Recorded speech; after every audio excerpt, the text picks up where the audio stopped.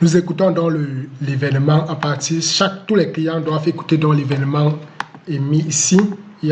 On émet encore à tous les clients. Donc ici, on peut émettre soit à tous les clients en utilisant all, soit à d'autres clients en utilisant order ou entre clients serveurs. Bon, nous avons ici envoyé à tous les clients, ce qui veut dire que ici, tous les clients doivent recevoir cette notification, doivent écouter l'événement à partir d'ici.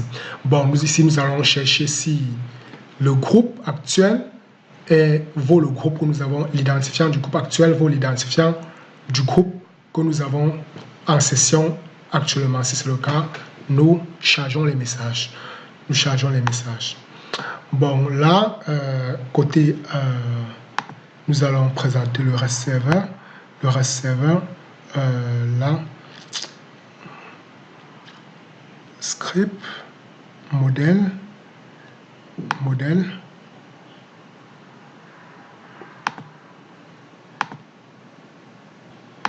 Dans le web server, c'est dans utile, nous avons créé un dossier utile, nous avons créé notre REST server. Le REST server doit faire le même travail que le REST client. Il doit nous faciliter la tâche pour pouvoir communiquer avec l'API. Là, il demande l'autre.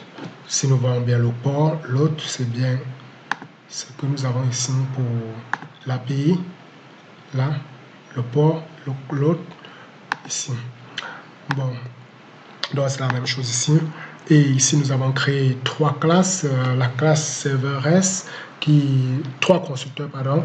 Le constructeur serveur REST, ici, qui prend à paramètre l'action, le contrôleur, il prend le port par défaut, vaut le port si on peut changer le port. On passe le port, un nouveau port en paramètre. S'il n'y a pas un nouveau port, on laisse. Ici, nous avons l'action, nous avons l'identifiant. Ça se fait par exemple pour des requêtes put delete et get by ID. Ici, là, il se charge simplement de construire l'URL. Il va se charger de construire l'URL. Ici, nous avons par exemple le constructeur qui va nous permettre par exemple de pouvoir se connecter. Nous avons la classe getResponse. Nous avons la méthode getResponse. Il prend en paramètre l'action, l'objet et le type. Le type qui est par défaut, le type est optionnel. Nous avons ici HTTP client. Si nous allons tester le type de requête, s'il s'agit de post, s'il s'agit de put, s'il s'agit de delete, s'il s'agit de get. Et nous allons utiliser Newton, JSON,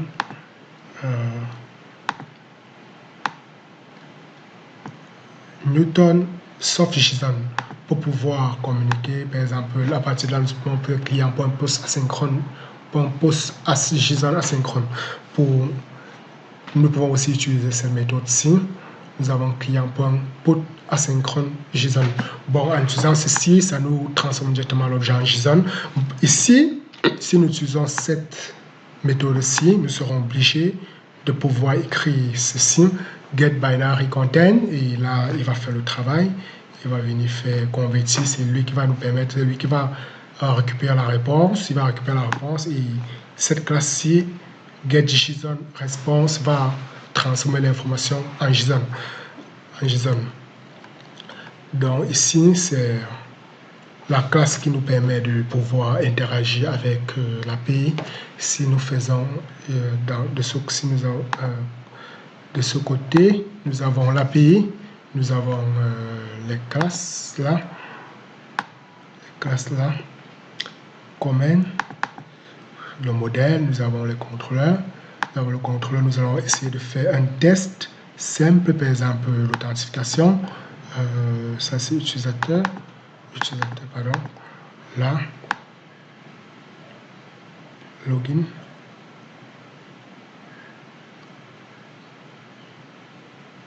Ok, login, nous allons mettre par exemple un breakpoint.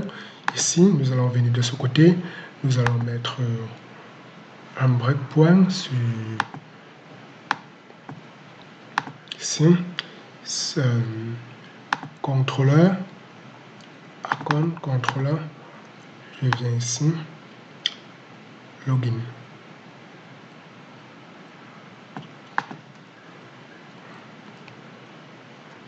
Ok, login, ceci se passe.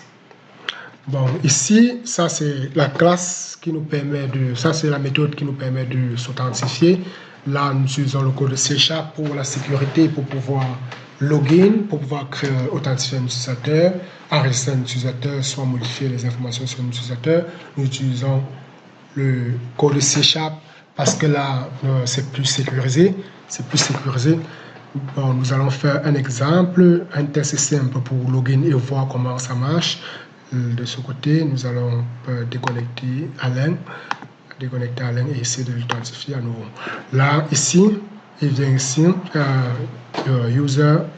user appelle repository.login. Nous avons créé une classe repository qui va utiliser le REST server que nous avons écrit. Si nous faisons F11 pour entrer plus en profondeur, je vais dire oui, il entre en profondeur, il va venir ici dans le reste, dans le repository. Nous avons créé donc une classe qui permet de pouvoir interagir avec l'API. Il utilise notre classe REST client. Le voici ici, REST server. Là, REST server, nous voyons bien le constructeur qui prenait trois paramètres en part, deux paramètres en paramètres, trois paramètres, l'email avec le mot de passe. Ici, ici, pardon. Là, ce constructeur-ci. Bon, si nous venons ici, nous revenons ici, nous faisons